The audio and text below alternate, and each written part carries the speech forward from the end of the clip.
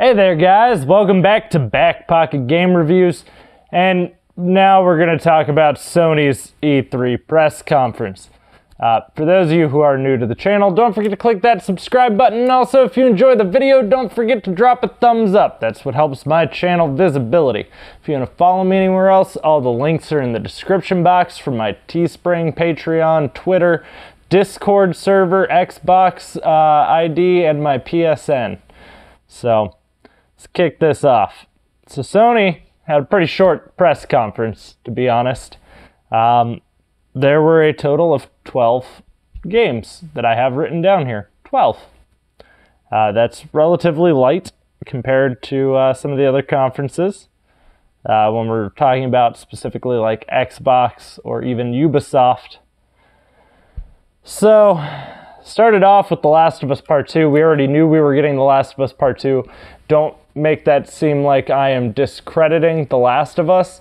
That game does look phenomenal. It's just it kind of loses its wow factor when we already knew we were going to be getting it. That's not like a surprise. That's not something that came out of nowhere and we had no idea was coming.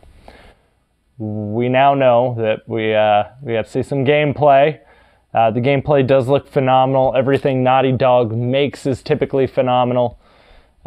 Keep in mind, I did say I thought Xbox was going to have a better press conference, but we're going to get to that.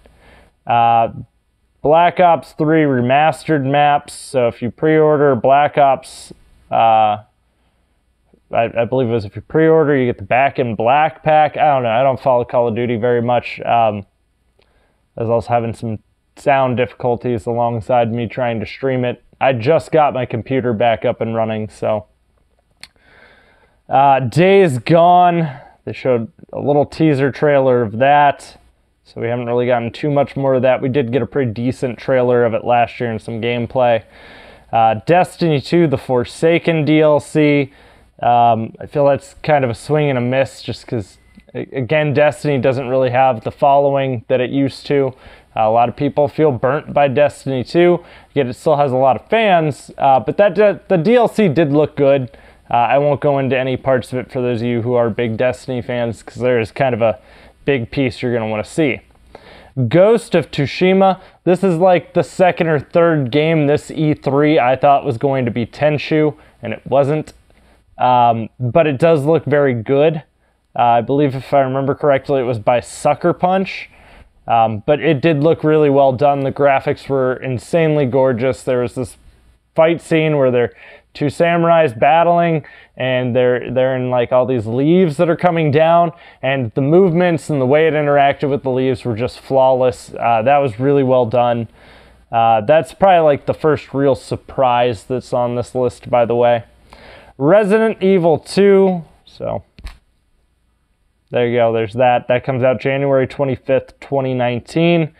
Trover Saves the Universe, which is a really bizarre looking game. It's done by the same people who did Rick and Morty VR. It kind of follows the same kind of sense of humor. Kingdom Hearts, they did show another part to Kingdom Hearts that Sony had exclusively, which was them in the Pirates of the Caribbean universe.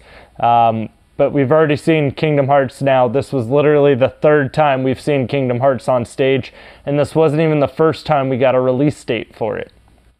So that was kind of a missed opportunity. Death Stranding.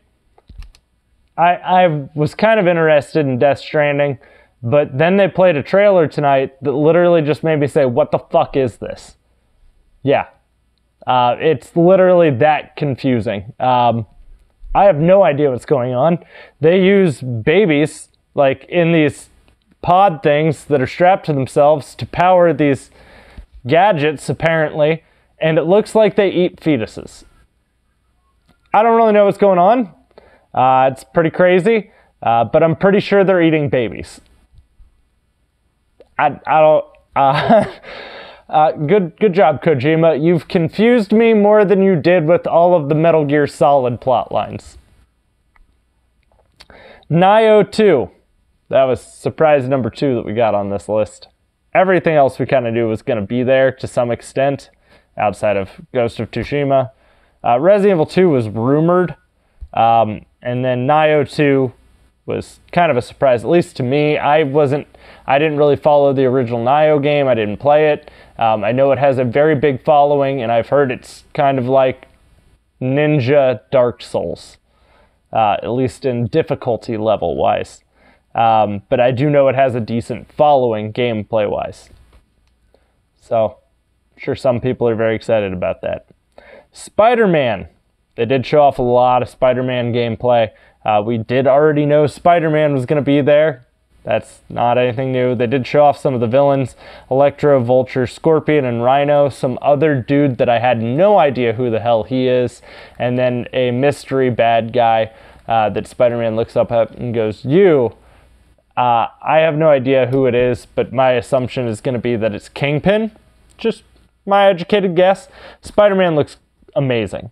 So out of this so far, Last of Us Part 2 and Spider-Man and Ghost of Tsushima are probably where I would tell you, like, that was the most impressive parts of this event so far.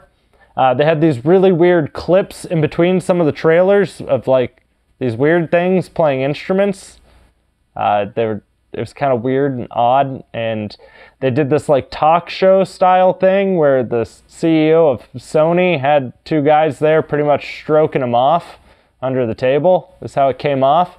Like, well, let's talk about how awesome Sony is. I just want you to show me trailers. That's really all I want. Show me trailers, show me gameplay. I just care about the games you're releasing. I don't need you to sit there and talk about how awesome your games are. You can, if you're Todd Howard. I will accept it from Todd Howard. Then they showed off a new From Software game, which actually was after the conference ended. And it was called Descene, or I don't know how to pronounce it, but it's a VR game. It looks like nothing that From Software has ever done, at least not from what we know them for. You probably know From Software for the Dark Souls games. That's what they're most well known for currently. They do make other things outside of those games. This one was just kind of an off guard. I know some of you are going to disagree with me again, but Sony's press conference was a bit of a letdown. I'm not saying there weren't good games there. I'm just saying it was sloppily put together from how it came off. There wasn't a lot on stage. I did expect for Red Dead Redemption to be on their stage. Like that, I was pretty sure was going to happen. It didn't. Shockingly enough, Red Dead Redemption was not there. So, I don't know. I thought it was a bit of a letdown. Granted, I'd probably say the only one that I've been like truly like super pumped for so far was probably Bethesda's, and it might just be me, but a lot of the conferences this year have been kind of mediocre. I would say right now, overall, console-wise, Xbox probably won the console so far. Obviously, we have Nintendo tomorrow, so that could even still change, but Xbox had the most surprises on stage. There were more things that I was surprised about during the Xbox event. Like Kingdom Hearts was originally shown on the Xbox stage. That's where you first got your release date for Kingdom Hearts. Then you had Battletoads, you had Gears of War, you had Halo Infinite. There were a lot of surprises that came out of Microsoft, and keep in mind, Microsoft also had the lighter list up of exclusive games, so right now that shouldn't have really been hard for them to do. They should have been able to have more things. They did show a lot of projects that were in the pipeline, and they did hint at a certain game that's in development that they can't talk about at the time. Whereas Sony's was very, here's everything we've kind of already talked about, and a couple of surprises. I would have really liked to have seen Red Dead Redemption 2 on their stage. Like, I think that would have really helped save a lot of the momentum in that.